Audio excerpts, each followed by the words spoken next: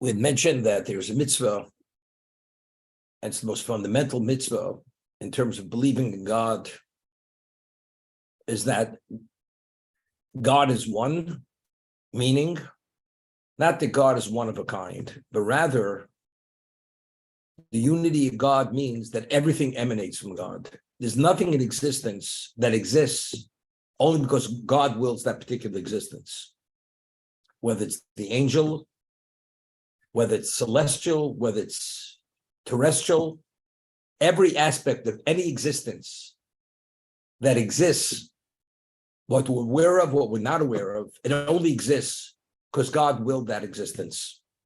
And if God should cease willing that existence, it reverts back to pre-existence, which is pre-ex nihilo state. So God being involved in the process of creation on a continuous basis. So why do we exist? Why does the human mind function as it functions? Because God wills it should function exactly as it functions. Every human being functions independent of another human being. Our systems are independent systems. Your neurological system is not my neurological system, although they made the same system, but each system functions independent of the other. So why does my system function? What is yours? Because God wills that every one of our systems independently, individually, should function as they do. So my thought process, which allows me to have understanding, to do analysis, to have retention, to make comparisons, anything. All those capabilities are because God wills that within that neurological system, within the brain, all the activity which happens and takes place and how it takes place is God wills it should take place exactly as it does. Therefore, our thoughts. Why is God aware of our thoughts? Every nuance of our thoughts. One of the 13 tenets of Jewish belief is not only God is aware of our actions, God is aware of our thoughts. When we studied the 13 tenets of Jewish belief, why is this a fundamental tenet? That God knows our thoughts, not only our actions. If the ultimate objective of creation is a concept of reward and punishment, that we're rewarded for our initiative for doing good, to the degree that we accomplish that goodness, and we have a liability when we take initiative to do something which is classified as transgression. But there are many levels of transgression. A person could transgress something inadvertently, deliberately, but even in the deliberate sphere of deliberate, there's different levels of deliberate. You could do it due to temptation. You could do it due to the defiance and the different levels of defiance. And what I'm based on your awareness and the clarity of understanding, and despite that, you defined. That intensifies the degree of culpability for that person who transgresses. So all these nuances of difference, every one of them goes within the evaluation of what you deserve, what you don't deserve, or the degree you deserve to be punished. If God would not be aware of our actions in terms of advancing ourselves, rewarding us, affecting ourselves to advance, how does the process take place? The answer is, of course, there's nothing in existence that God is not aware of. Our third thought process. Every nuance of feeling, intention, knowledge, which contributes to the action, this is all something we contribute. But how is he aware of what you contributed? I'll give you an example.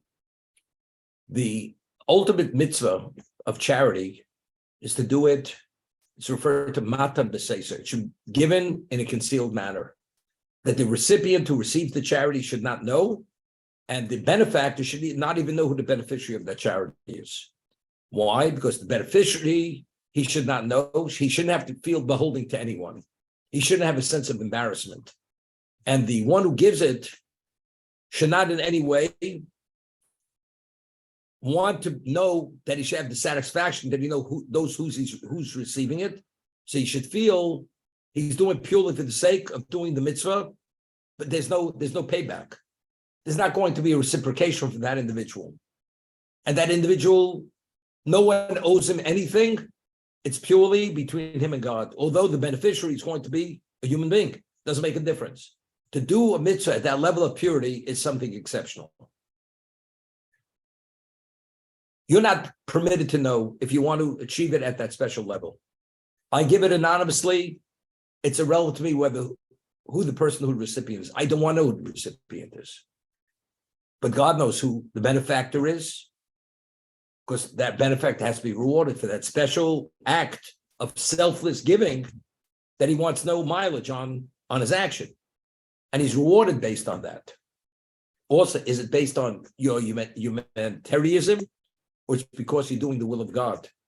I do the will of God blindly because it's the will of God. Not that because I am a recipient of reward. I do purely selflessly for the sake of God. Or I do it because I'm a humanitarian. That's why I do it. Every one of these nuances of thought and how perfect the action is done, God is aware of it to the nth degree, because firstly, he gives you the ability to even do it. The only aspect of our lives we have control of is choice. It's free choice. Everything's predestined, we discussed the other day. Except for fear of God. What moves the rudder? In what direction you go? It's the person. That's free choice. Do you go upstream? Do you go downstream? It depends how you turn that rudder. Do you go to the right or to the left? Depends how you turn the rudder. That is the endowment of free choice. How we choose, that's how our lives manifest themselves. What the actual end result will be, that's up to God. A person can be evil, and God treats him like a prince. And a person can be righteous to the nth degree, and he receives the short end of the stick. That's tzaddik v'ralo, rasha v'tovlo. God has his understanding why he does things the way it happens, because that all plays into the challenges which are needed to perfect one's soul. There are many other reasons. We'll see. The Ramchal speaks about this later. Why? That's echod. That's fundamental. Every Jew has to believe that God is echod, is one. Everything emanates from him. That's the unity of God.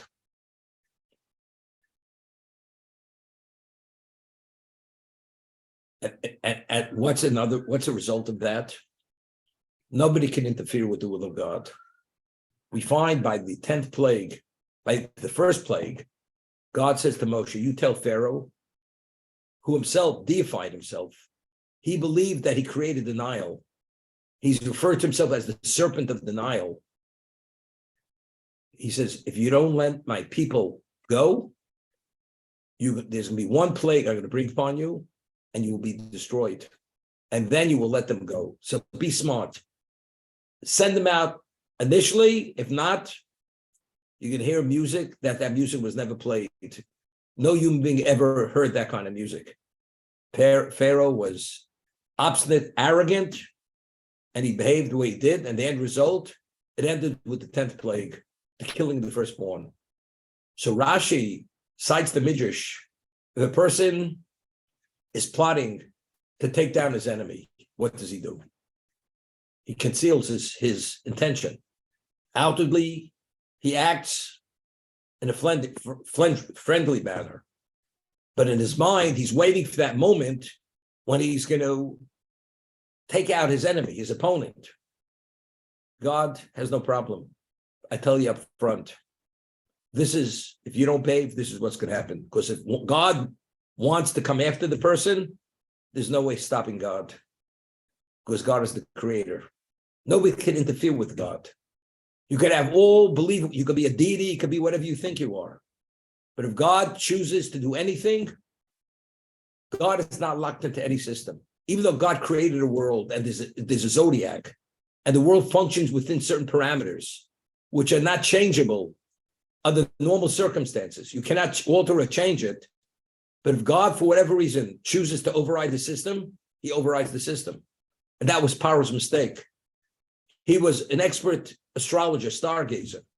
No way Everything is limited to the parameters of existence, physical existence. He didn't realize, but you're talking to God. God is the creator, and God is not locked into his creation. It's interesting.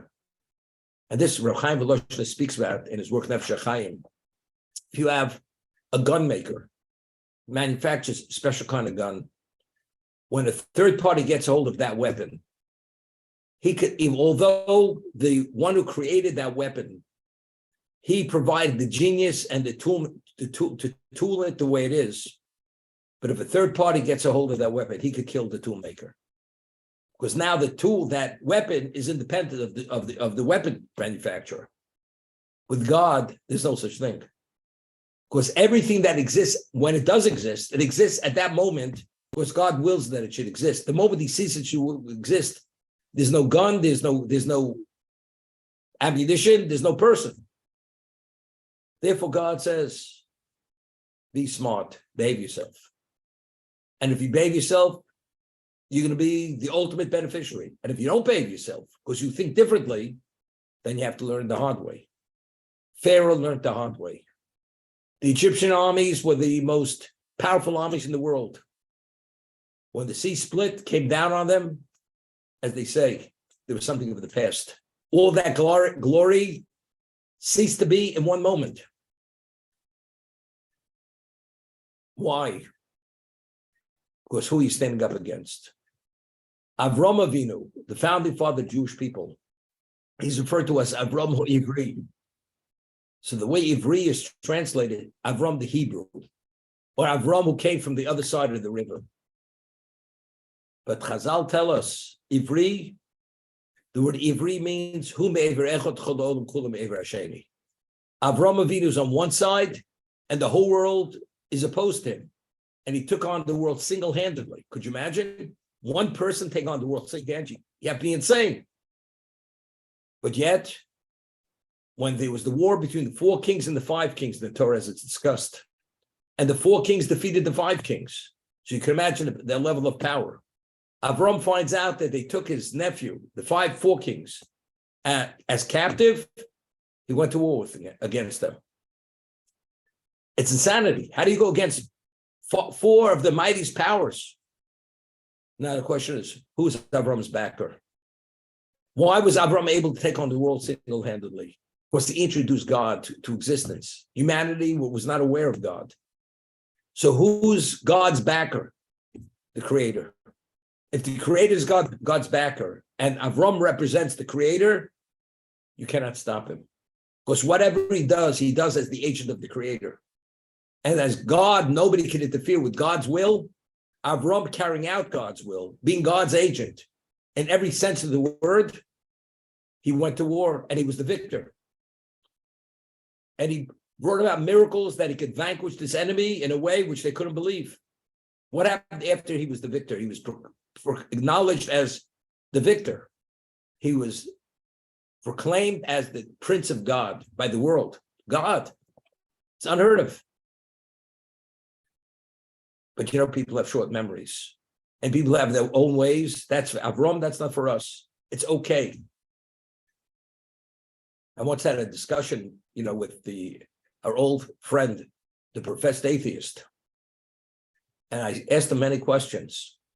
And he sticks to his guns. He needs empirical evidence. So he had a mezuzah in his office on the door. He has a mezuzah on the door. So I asked him, I said, if you believe there is no God, why do you have a mezuzah on the door? He says, just for Jewish identity. I said, is there a parchment in the mezuzah case? He says, yes. I said, if I would take out the mezuzah from that parchment from the case, the only people who would know is me or you, because there's nobody else around. There's no God who would know. So why do you have the parchment in there? He says to me, I'm comfortable with my inconsistencies. I'm comfortable with my inconsistencies. So I said to him, people go to the Western Wall and they pray. When you go there, do you pray? He says, sometimes. I said, doesn't make any sense. If you don't believe in God, how do you pray at the Western Wall? Who are you praying to? He says, I'm comfortable with my inconsistencies. That was his answer. My position is A, but you realize I'm covered with my inconsistencies. He can't escape the truth. Because to that degree, he's no fool, he's going to delude himself.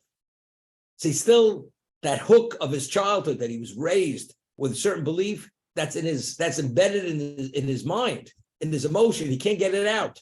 As much as he tries to extract it, he can't. But what's the party line? Professed atheist. That's what I am. I once flew to Israel many years ago. One of my trips. When you sit, I always sit next to the person when I travel. I always speak to him, get into a discussion, LL, and this person, I see he's like sulking. I say to him, is everything okay? And he is the representative of the Sochnut, that's the Jewish agency in Philadelphia. Must be a man, maybe 30 years old. And what's his responsibility? To encourage youth to make Aliyah, to go to Israel, to visit, and maybe settle there eventually. Okay? So I said, is everything okay? He said his father's deathly ill, he's dying. And that's what it's all about. And he's going to see his father before he passes away. And he sees him in the observatory. He says, I want to explain you something. My father doesn't believe in God. I have a brother who became an observant Jew. My father said to him, when he dies, he does not want he should say Kaddish on his behalf. My father despises the religion, does not want to say Kaddish. But my brother said he will say Kaddish in either way. Because he's his son, he will say Kaddish on his father's behalf. Okay? All of a sudden, I was sitting next to him, I hear him like talking to himself. And I said, and what's your position? I identify with my father's position. So we travel a little longer, and I hear him like murmuring under his breath. I said, what are you saying? And I hear he's praying. I said, what are you doing? He says, I'm praying to God for my father's recovery. I said, you just said you don't believe in God. Who are you praying to? So he says to me, and this it's English, but the Israelis say, Zen no fair. My question's not a fair question. That's an under the belt question. When I'm in pain and you ask me that question, that's not a fair question. You got it? There's no atheists in the foxhole. That's not fair. It's not fair to say that. Well, my life's at jeopardy. I shouldn't acknowledge God. You think I'm a fool altogether.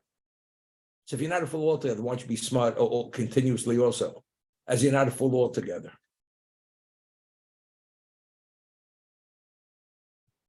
If God chooses to do anything, he's unstoppable. Can't stop him. There's nothing beyond God's ability, regardless of the way you believe it to be. There's no such thing as impossible. Even though according to the laws of nature, it's not possible. A lot of things. Even today in science, they're coming upon things that within science, they're coming upon things they don't understand. They believe to be an impossibility. So what do they say? Evidently, we haven't seen it all, therefore we haven't yet figured it out. But until they came upon it, they believe this is an impossibility. That's what they believe. But it's within the range of science, it could be figured out. We haven't come to figure it out yet. But the scientist doesn't understand that there are things within creation which are impossible. Of course, it's not part of the map of creation. But if God should choose to intervene and change the script, although it's not part of creation, he's able to change the script and retool the whole operation. Because God is one. Everything emanates from him, and it only happens the way it happens because he wills it to happen the way it happens. That's the Ramchal. This is a fundamental a Jew has to believe. God is echod. Everything emanates from him.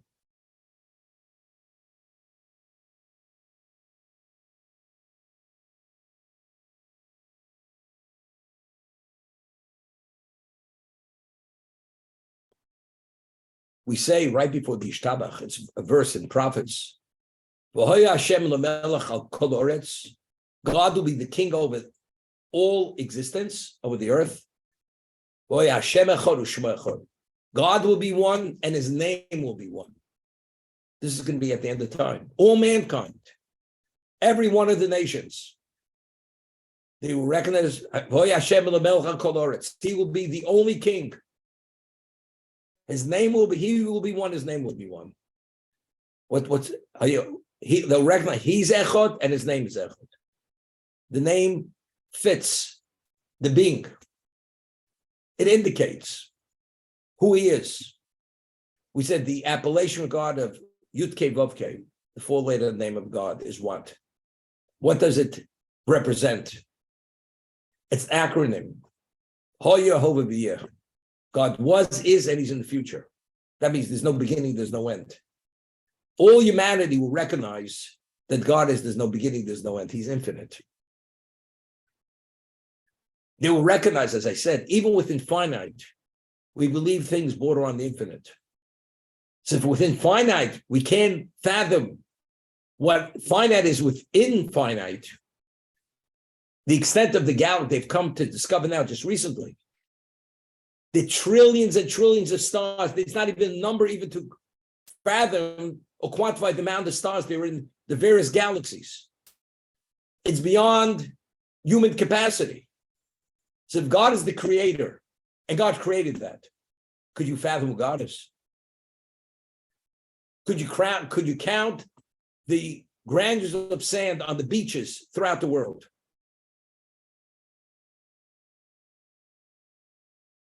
Do you have an understanding of how many species there are, including insects? The subterranean species that you're not even aware they even exist. But that's God's creation. But you think you know it all, because relatively speaking, you know more than most, or more than all. What is all? You know, you have a person, he's king of the pygmies. And he eats every night. He eats a pygmy for supper, and eats another pygmy for breakfast and for lunch. And he believes he's King Tut, king of the hill. Well, what is he? He's a zero minus. That's what he is. Whoever we are, related to God is, we're less than the minus. And a Jew has to believe that. So if God says to us, and we say it in the Shema every day, you must love God with all your heart, with all your soul, and with all your possessions. What does that mean? That if a person is confronted with a situation, either commit murder or we will kill you. Either bow to the idol and do idolatry or we will kill you. Either commit adultery or incest, God forbid, or we will kill you. Which God says you have to give your life. In those three instances, you must give your life. In every other situation, life overrides all the other dictates of the Torah. But these three situations, you must give your life to sanctify his name. This is what God says to us. God who gives you life says, you must give your life. I'm not forcing you to give your life, but that should be your choice. And if you do it, it's the ultimate, regardless of what the value of life is. So if you believe God said that to you, how do you resist and not give your life?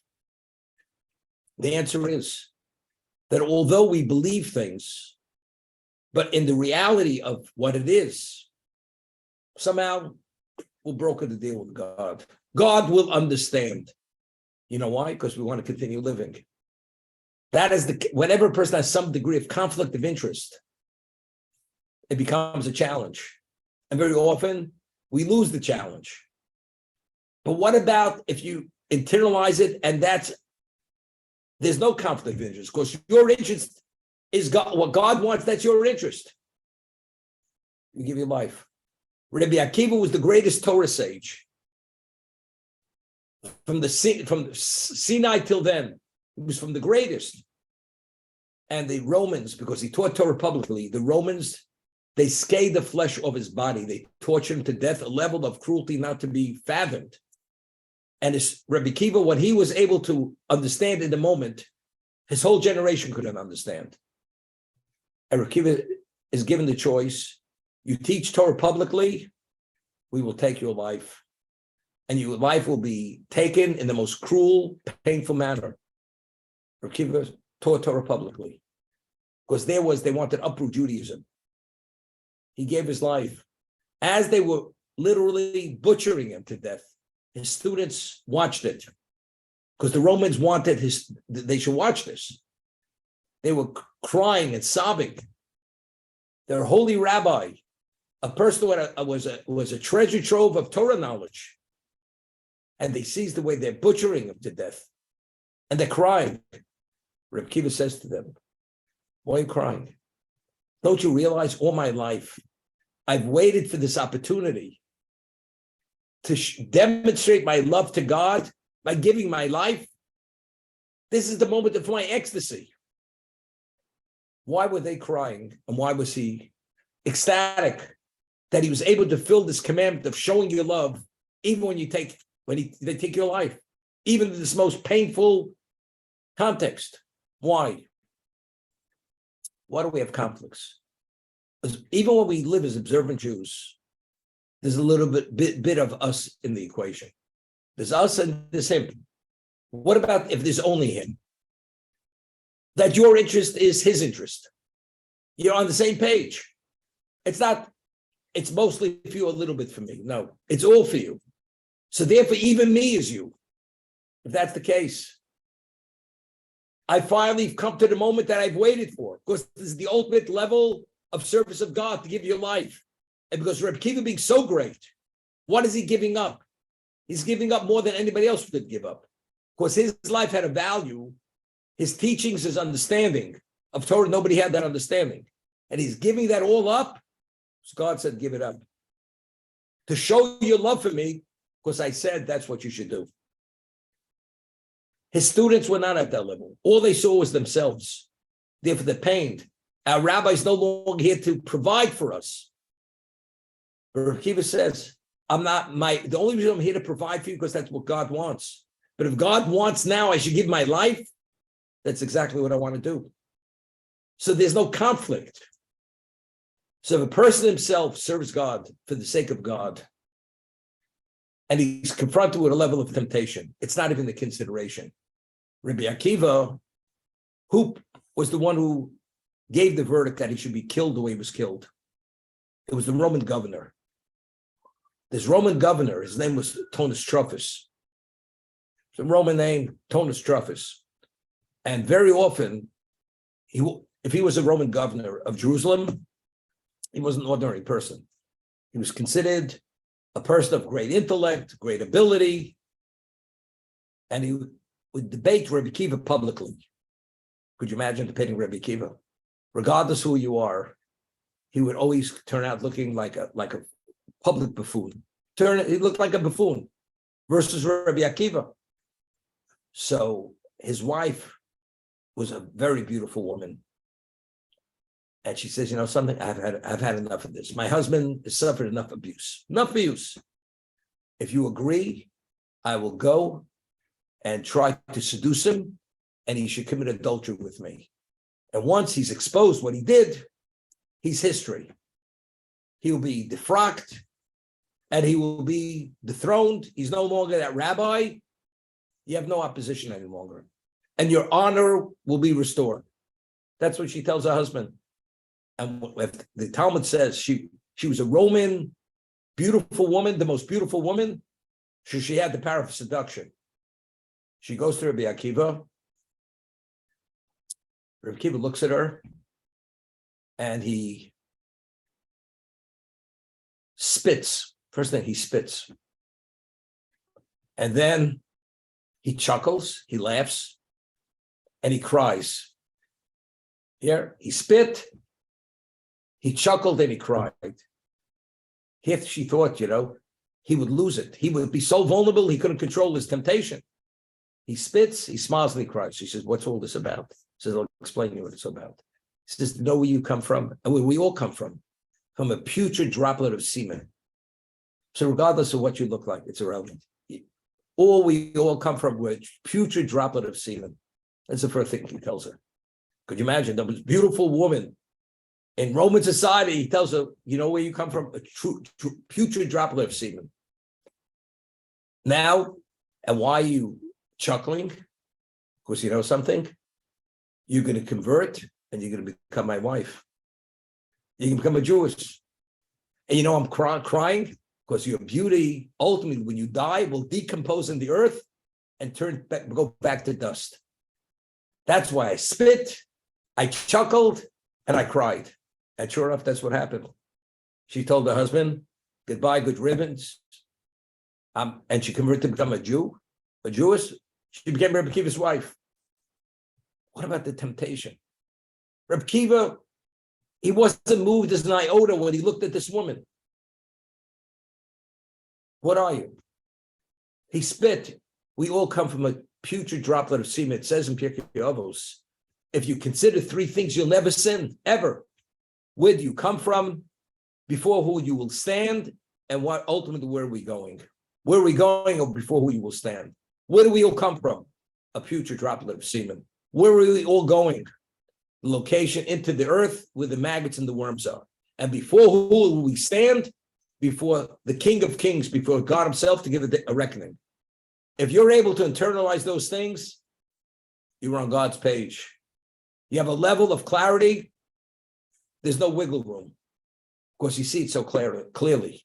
Rebbe Kiva, being who he was, fully spiritualized through his Torah, greatness, which was one of a kind, that's who he was. And therefore, when they butchered him, no problem. Every moment of pain he had was a demonstration of his love for God. There's no challenge. For him, there wasn't a challenge because he was who he was.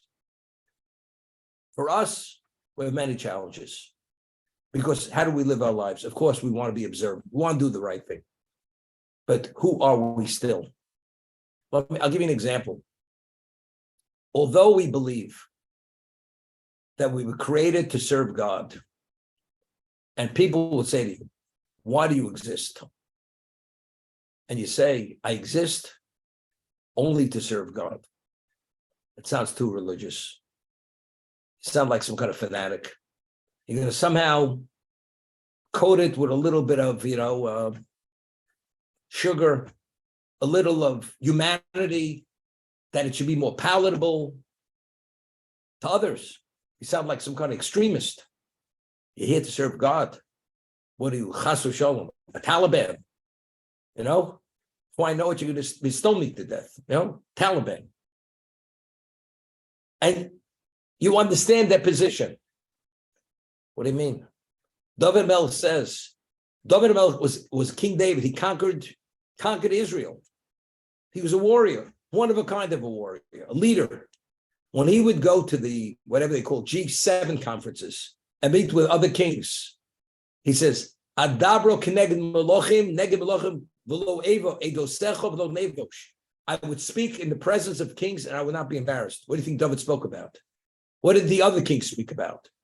They spoke about their harems, about their egos, their victories. David spoke about God's glory, how existence continuously declares God's glory and what the purpose of man is. David wasn't concerned the way they would look at him, that he's some kind of archaic, backward person who belongs in some kind of monastery. He didn't look at it that way. L'havdil. I know I am. I should hide who I am. They live like a bunch of intellectual animals. I live like a spiritual being. I should be ashamed. I say it the way it is. I remember many years ago, I was in New York, and this is just when people started to walk around with hair that reflected colors that it's not part of our color scheme. It was dyed 6 different colors. I thought, you see a rainbow, you're supposed to say a blessing. People had the hair dyed the colors of the rainbow. And, the Bohemians, whatever it were. And in those days, we had telephone booths in New York City. So the person had to say mincha in the afternoon. And I was right near Central Park. And outside, there's a wall. So people, if they have to have mincha, say mincha, they go to a telephone booth, they take the receiver off and they put it to the air, and they would make believe they're talking on the phone, but they would say mincha. That's the way they used to do it. because it was too conspicuous. How do you daven mincha publicly? You were ashamed. So I said to the person I was with, I said, you know something? If these people walk around with tricolored hair, looking like you have to look twice to see if they're human, and they're not ashamed, I should be ashamed to say pray to God in a public setting next to the wall of Central Park. I said, I'm not going to a telebooth to say mincha. You understand? What's there to be ashamed of? We're not talking about where your safety is being put in jeopardy. I'm not saying that, but people have a certain feeling out of place. I once said, I remember, I was walking when we were on 63rd Street. I was walking to go to say a shir at Shai Gold's office, and it was Ash Wednesday.